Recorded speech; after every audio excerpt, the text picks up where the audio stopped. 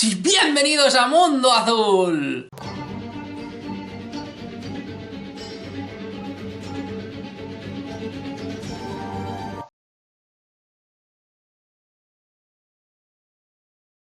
Bueno, pues ya estamos aquí un día más y hoy, amigos míos, tal y como reza el título del vídeo, voy a traeros la crème de la crème, lo que ahora y desde hace bastante tiempo lleva en auge a nivel de boca, de discusión, de debates, aunque no tiene, desde mi punto de vista, mucho debate, pero parece ser que algunos se empeñan no solo en que haya debate, sino se empeñan en luchar en contracorriente constantemente y en, de alguna u otra manera, meterse o colarse por ciertos canales de audiencia, del misterio o de otra índole, de entrevistas, como hemos visto estas últimas con los intoxicadores, que hicimos hace poquito un vídeo sobre todo esto. Hoy vamos a hablar del famoso terraplanismo y un poco de aquellos que sostienen sus locas, y es que son locas, amigos míos, teorías acerca de que la Tierra es plana. Vamos a entender primero un poco en dimensión de lo que estamos hablando y luego, además de especular, que es lo que hacen muchos, vamos a intentar soportar con pruebas lo que decimos, que dicen ellos y cómo fácilmente se pueden rebatir las cosas con 4 pequeñas pinceladas que evidentemente tú puedes negar hasta la saciedad, pero que ahí están, la gente que quiera puede verlos. Esto es un poco lo que pasa con el fenómeno OVNI, pero a la inversa. Tú quieres constantemente negar algo, pero tú eres el primero que no aportas ni una jodida prueba de la existencia de lo que se supone que, como buen espadachín, ¿no?, intentas defender, pero que evidentemente no tiene defensa posible. Hoy, amigos míos, en Mundo Azul, el terraplanismo. El terraplanismo es el nombre de la creencia de que la superficie de la Tierra es plana en lugar de esférica. Se trata de un concepto arcaico, refutado en la antigüedad, pero reavivado a partir de la segunda mitad del siglo XIX por el escritor y panfletista inglés Samuel Birley Rowbotham, quien propuso la idea de que la Tierra era una superficie plana, centrada en el polo norte, y que la astronomía estaba equivocada. Aunque sus opiniones no tuvieron gran repercusión, fueron tomadas por algunos grupos religiosos estadounidenses, pero pronto cayeron en el olvido. 100 años más tarde fueron retomadas por algunos grupos marginales adeptos a las teorías conspirativas, y en la segunda década del siglo XXI la falacia del terraplanismo alcanzó difusiones masivas junto con el crecimiento del acceso a Internet. A lo largo de la historia han existido diferentes opiniones acerca de la forma de la Tierra, a partir de la idea intuitiva de que se trataba de una superficie plana, pero desde finales de la Edad Antigua se reconoció mediante pruebas y métodos de observación avanzados que se trataba de una esfera. Este concepto fue desarrollado de manera gradual y con mediciones cada vez más precisas durante la Edad Media y la Edad Moderna, y se hizo evidente a partir de los descubrimientos geográficos europeos. En el siglo XIX se llegó al concepto moderno del geoide, esto es, la comprobación de que la Tierra es una esfera ligeramente achatada por los polos, el cual corresponde a los datos científicos y a la observación desde el espacio. Pequeño prólogo, como hacemos siempre, porque tampoco hay que extenderse en demasía sobre este tipo de cosas, y es que, como bien dice aquí, ya desde la edad antigua más remota, desde los griegos, desde el propio Platón, Aristóteles, etcétera, etcétera, etcétera, ya demostraron con una jodida simple sombra que hace falta ser tonto y unas mediciones de un par de lugares muy concretos de que la Tierra muy probablemente podía ser o podía tener una forma esférica. O sea, estamos hablando de hace casi 3000 años, amigos míos, y ya desde entonces ya se sabía o se intuía que esto podía ser así. Ahora, evidentemente, con la tecnología que disponemos, amigos míos, es, si no difícil, es imposible el poder refutar cierto tipo de cosas. Y yo soy el primero, amigos míos, que sé que nos mienten, que sé que hay una conspiración real en muchos aspectos y bajo muchas circunstancias, que les cuesta muchos miles de millones, muchas muertes, muchas circunstancias que se les escapan, porque si fueran perfectos en esa conspiración, si tuvieran la capacidad de utilizar a diferentes agencias y a diferentes, así al uso, o sea, que cualquiera que pudiera tirar una cámara y pudiera lanzar un cohete pudiera comprobar la realidad de lo que defienden los terraplanistas, estarían perdidos y el control sería tan grande que no harían muchas de las cosas que hacen realmente para tenernos controlados. La eficiencia de su control dictamina que el hecho de que no nos tienen tan controlados como parece, que hay muchas cosas que se los escapan de sus manos, porque evidentemente controlar a 8.000 millones de personas en el mundo, que ya somos a partir del 2022, es muy difícil, amigos míos, sobre todo porque somos mentes pensantes. Hay una especie de masa crítica, de lo cual hablaremos en Mundo Azul. He visto unos vídeos y creo que va a ser un vídeo alucinante, una masa crítica a la que puede llegar y que ellos siempre están ahí jugando para que no haya cambios, para que no haya evoluciones, pero ese constante devenir del tiempo y de los acontecimientos es lo que les machaca, por lo cual no nos tienen tan dominados, con lo cual la teoría de la conspiración tiene que tener unos límites, amigos míos, como lo hemos hablado también en los vídeos de hace un par de semanas del tema de los intoxicadores. Hay que tener un límite, amigos míos, no se puede decir cualquier barbaridad y solo por el hecho de ir en contra del oficialismo creérnoslos. Hay que apoyar las teorías en la ciencia. Amigos míos, yo aquí os lanzo una pregunta. ¿Son respetables todas las opiniones?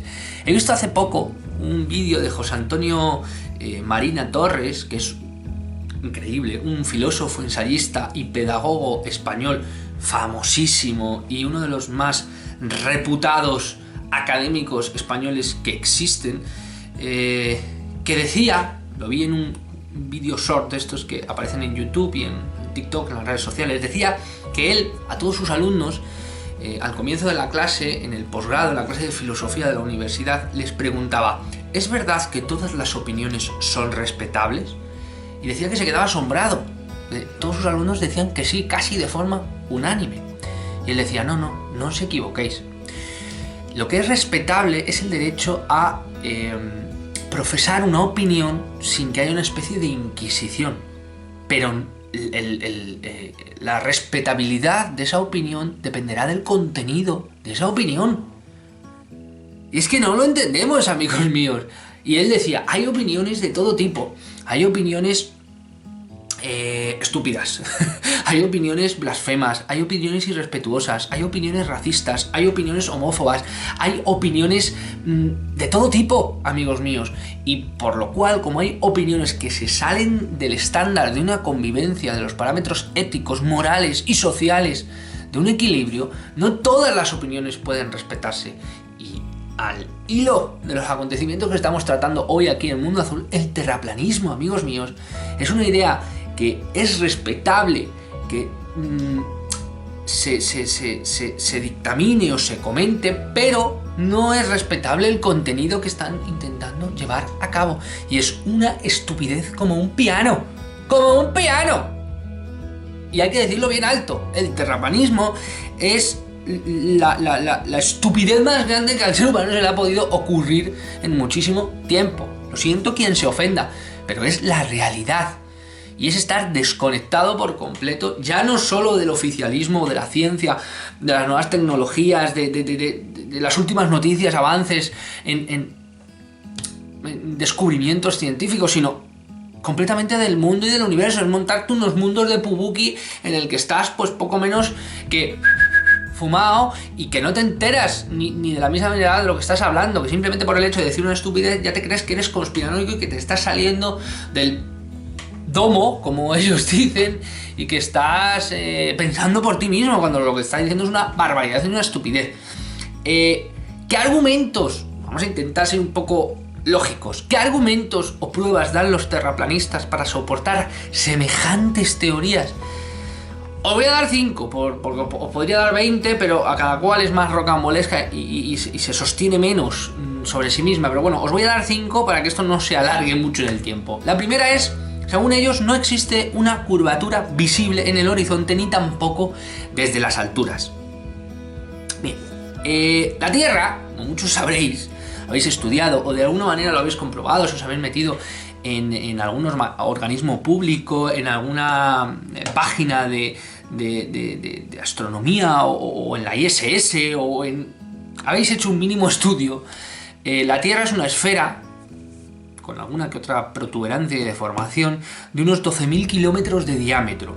La dimensión del planeta en comparación con nuestro tamaño, evidentemente que eso no haría falta ni explicarlo, nos hace que nos sea imposible percibir su curvatura. Pero ya no solo el tamaño, sino la distancia que hay hasta que tú puedas percibir algo. Es como si Dios mío, si te pones algo aquí, no vas a percibir la curvatura de ello porque la proximidad del objeto te impide ver su forma. O sea, pero que eso es lógica. O sea, que no hace falta que seas universitario ni que seas un tío de la teoría de la conspiración. Es que hace falta simplemente ser lógico. O sea, ¿en qué momento de nuestra educación infantil nos dimos un golpe con un libro en la cabeza y nos dio un aire y nos quedamos con los ojos torcidos? ¿En qué momento? No entendemos, de verdad. Es que yo hay cosas que alucino. Desde nuestra perspectiva, todo lo que vemos está situado, evidentemente, en un plano o en un semiplano. O sea, tú ves el horizonte y más o menos, pero hay ciertos momentos incluso del propio día, a nivel visual, que no se aprecia curvatura como tal, pero que se aprecia una oscilación o sea, es que incluso cuando vas en el mar, para detectar la curvatura de la Tierra, eso siento, es que se me cortocircuitean los cables. Para detectar la curvatura de la Tierra es necesario separarnos. Es que parece que estoy metido en una clase de infantil. Necesitamos separarnos a una distancia considerable. A ver, considerable tampoco hace falta mucho, pero bueno, considerable. Vamos a poner a cientos de kilómetros por encima nuestra de lo que es a ras del suelo para empezar a comprobar. Tú te vas en un avión, a mí me han pasado fotos amigos que se nota perfectísimamente, o sea, un amigo desde un avión coger el móvil, hacer así y mira lo que estoy viendo tal, y pasa, y se veía perfectamente la curvatura de la Tierra. Evidentemente no ves toda la curvatura de la Tierra porque la Tierra es enorme, pero si tú te sales fuera ves la curvatura de la Tierra. Si tú te metes en la página de la ISS, joder, está amaneciendo cada aproximadamente 45 minutos. O sea, es que es alucinante lo que estamos diciendo. Me explota la cabeza. La primera fotografía en la que se puede observar la curvatura terrestre la tomó en 1935 Albert W. Stevens, el comandante de una expedición que fue a la estratosfera organizada por el National Geographic y el Cuerpo Aéreo de la Armada, en la que batió también el récord en aquel entonces, en 1935, a la mayor altura que había llegado nunca un ser humano, 23 kilómetros, que es relativamente poco.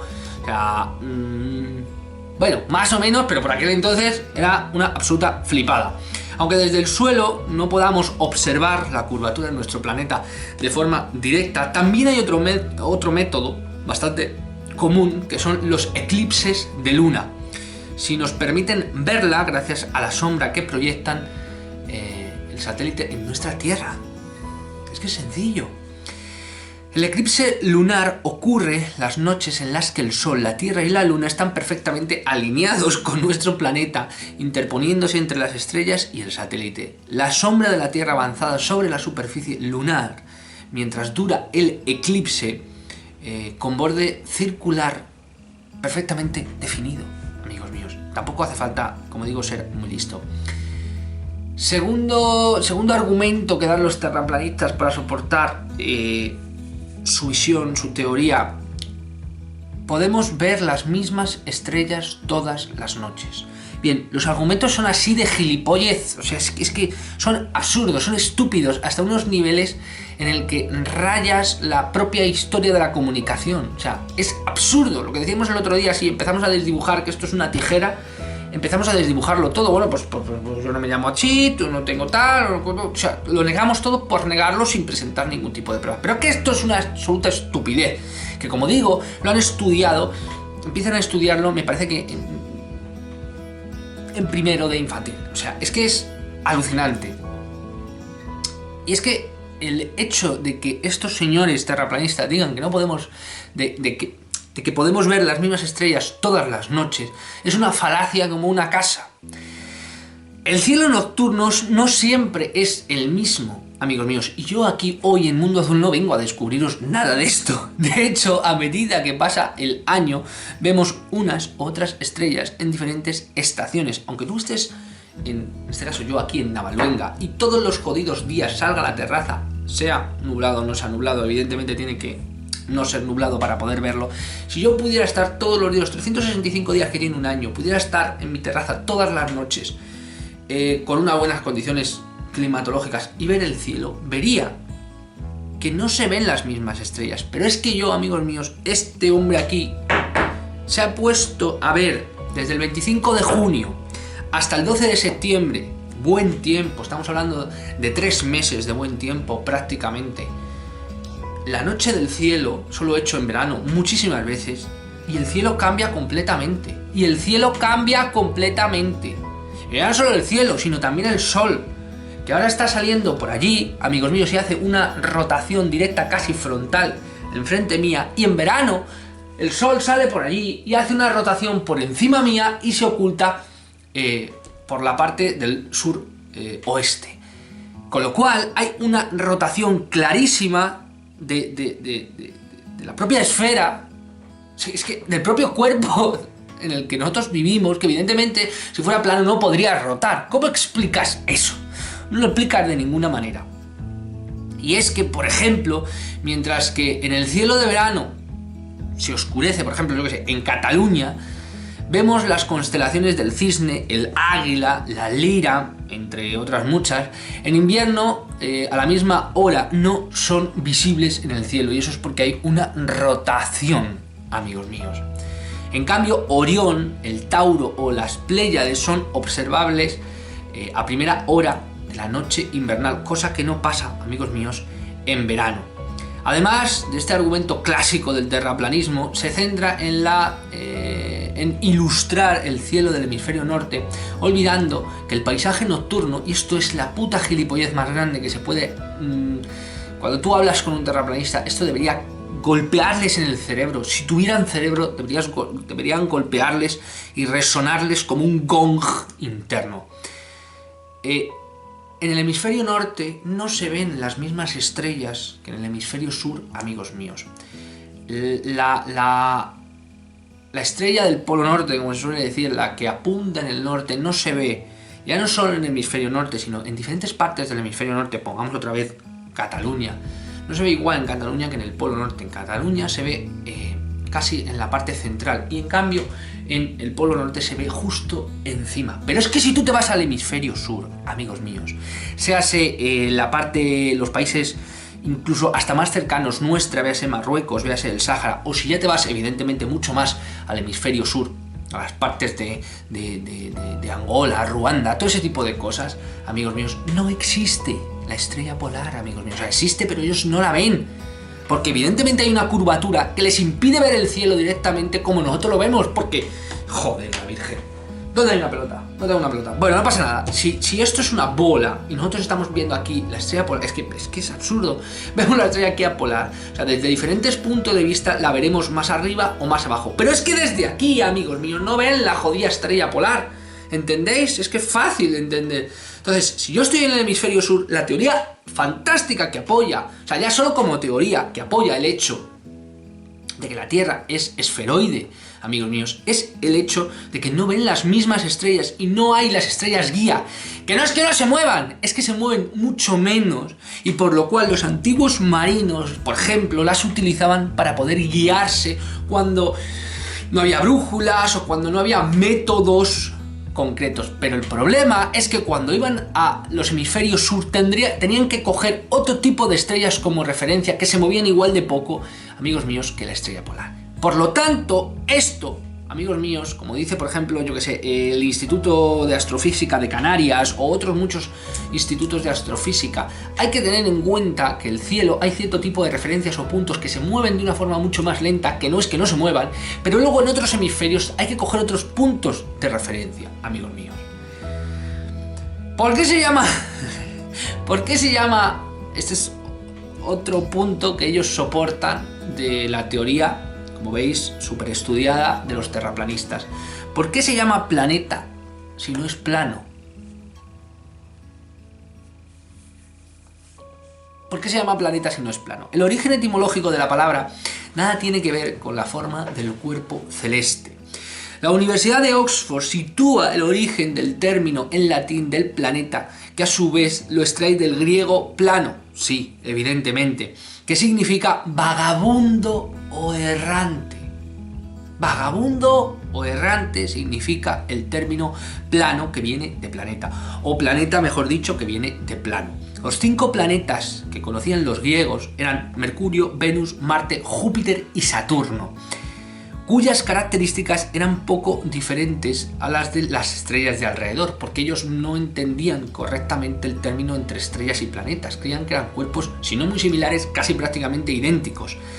Por lo cual, las estrellas de alrededor, excepto la diferenciación que ellos notaban, es que se movían de forma diferente en el cielo, pero se movían, con lo cual de alguna manera los llamaron errantes o vagabundos, motivo por el cual se le dio este apelativo de estrellas errantes o estrellas vagabundas, que es como se referían, amigos míos, a los planetas.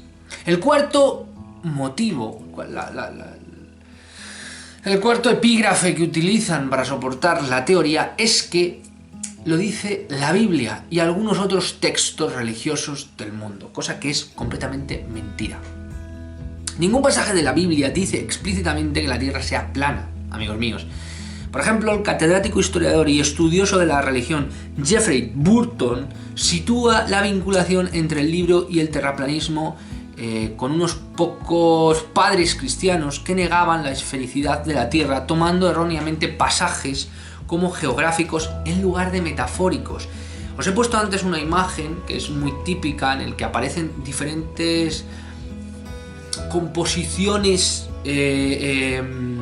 no geográficas sino metafóricas de cómo compendiaban diferentes religiones, diferentes culturas, el mundo espiritual, como si fuera una superposición con ese árbol de la vida, como si de alguna manera hubiera que meter todo el compendio, todo lo mitológico, todo lo religioso dentro de un mismo concepto, sin hacer separación, con lo cual o bien lo hacían en escalas, como por ejemplo pasa con Yggdrasil y el árbol de la vida y los diferentes mundos que existen, o simplemente lo ponían en una superposición plana, hacían como un esferoide, y eso algunos religiosos, que también pasa en la Biblia, lo tomaban como si el mundo fuera más bien una superficie plana.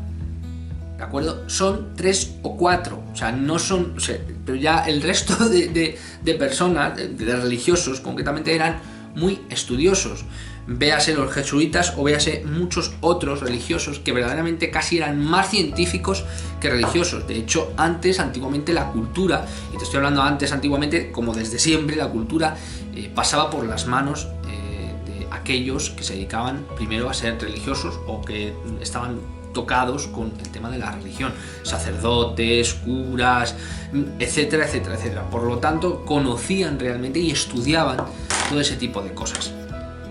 En ningún momento hacían, o prácticamente ninguno, son como, no voy a decir unos apestados, pero es como un punto y aparte, 3, 4 de ellos hacían una superposición metafórica, filosófica, religiosa, que ese es el problema de crear, o de mezclar, mejor dicho, conceptos religiosos con la realidad, que es que cuando te quieren explicar algo, Jesús de Nazaret lo hacía, utilizaba metáforas. Si tú estas metáforas te las tomas al pie de la letra, empiezan a haber problemas. Y si te hablan de un mundo que tú no conoces y tal, empiezas a dibujarlo en tu mente y luego lo trasvasas a la realidad y dices que esto es la realidad. No, vamos a ver, te están intentando a través de metáforas, a través de cuentos, a través de paralelismos, explicar algo para lo cual palabras no existen.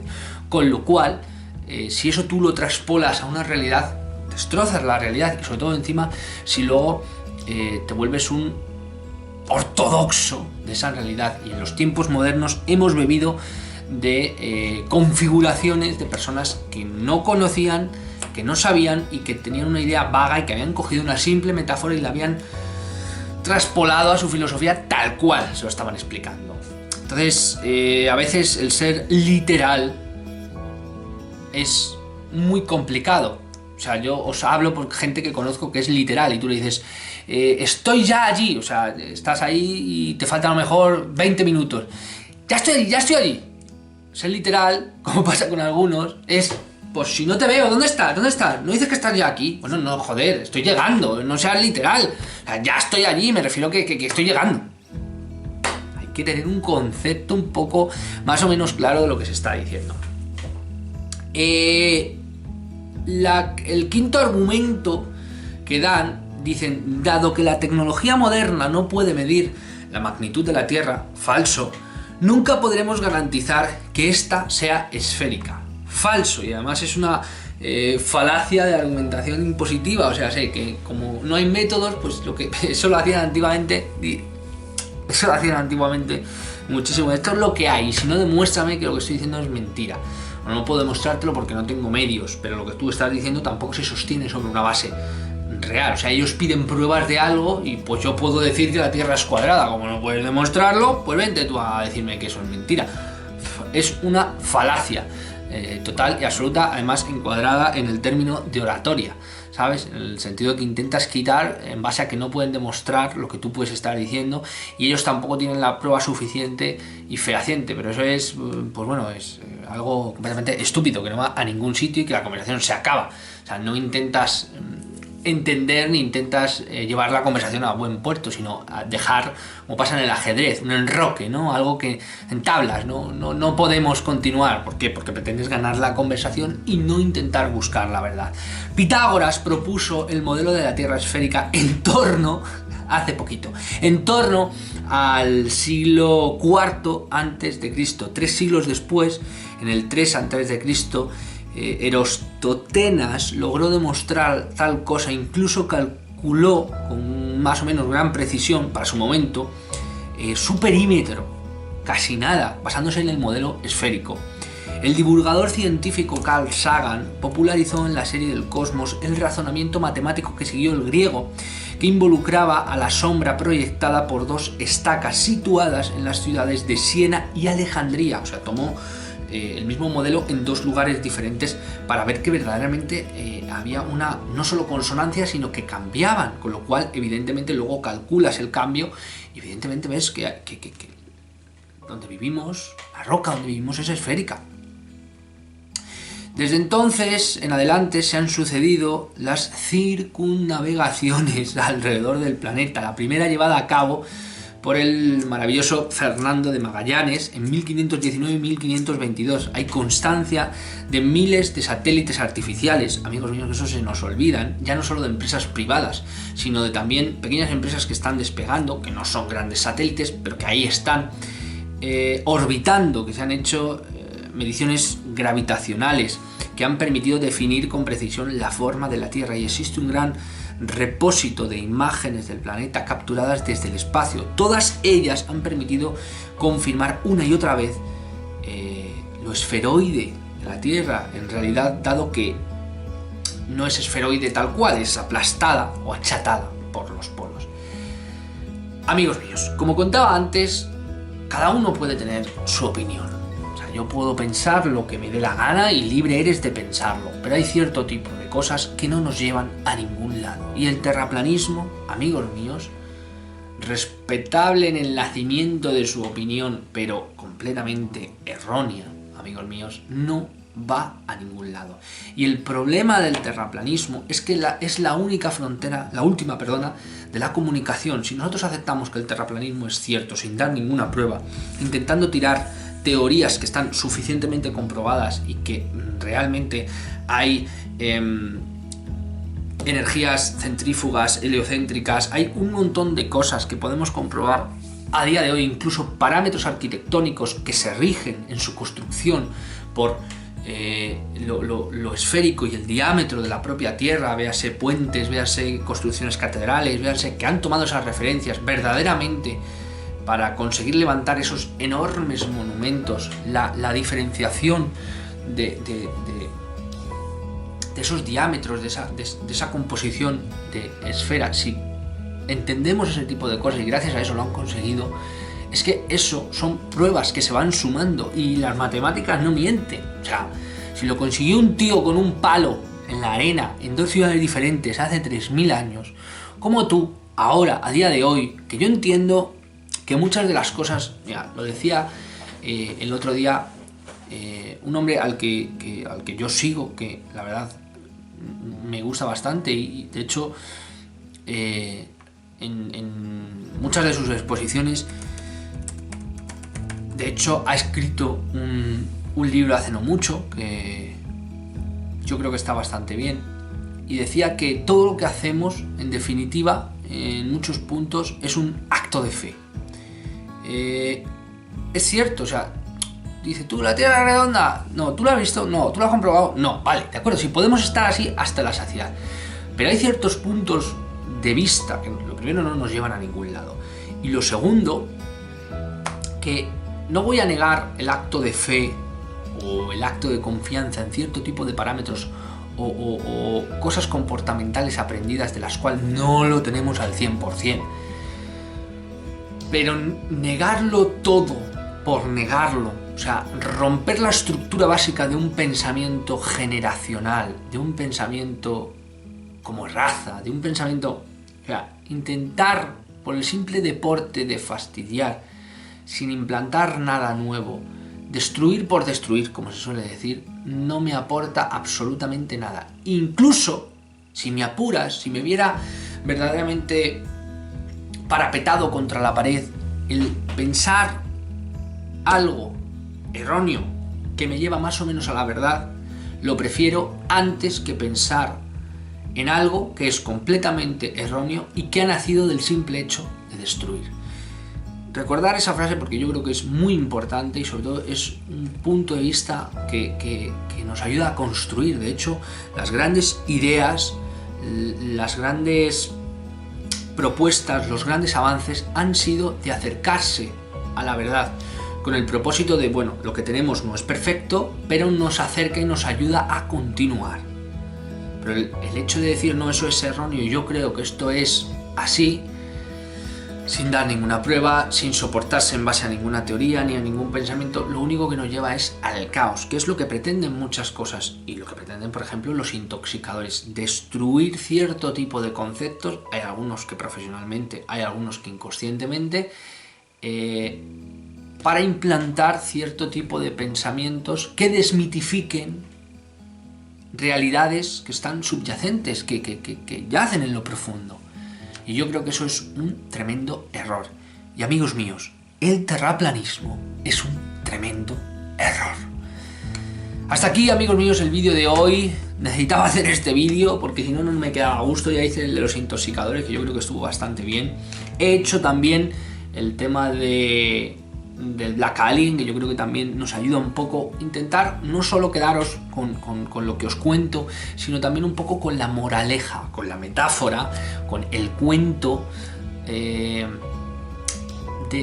esa filosofía, de implantar un pensamiento que no lleve a conflicto y que verdaderamente tenga como único propósito encontrar la verdad, y que cuando tengas una verdad incluso dudes de ella, no por el deporte de dudar, sino por el hecho de saber que al ser imperfecto como eres solo vas a ver un punto de vista, o sea, actitud y aptitud, pero actitud sobre todo a la hora de tratar cierto tipo de conceptos y cierto tipo de verdades. Así creo que rozas más o menos, degustas, paladeas un poco la verdad, y aún así nunca será suficiente. Muchísimas gracias a todos, amigos míos, gracias por estar ahí. Os recuerdo que podéis seguirme en mis redes sociales, en Facebook, en Instagram, en TikTok. También os recuerdo el grupo de Telegram de Mundo Azul, maravillosos miembros, conversaciones increíbles. También voy colgando ahí unas pequeñas encuestas.